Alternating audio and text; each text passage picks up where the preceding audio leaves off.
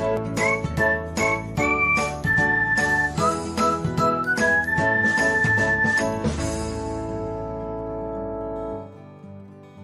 everyone, welcome back to another episode of Technologyglance.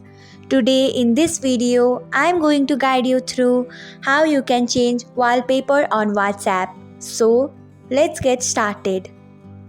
Watch till the end and don't forget to subscribe to Technologyglance by hitting the subscribe button and press the bell icon so that you will never miss another update.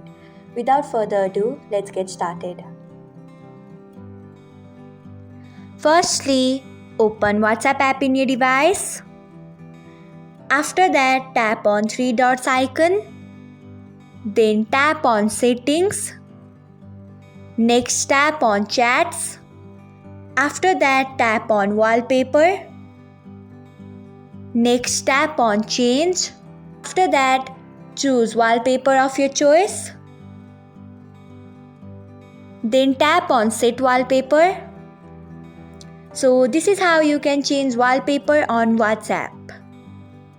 Thanks for watching. If you found this guide helpful, we would love it if you hit the thumbs up button below. We upload great new tech tutorials like this one every day.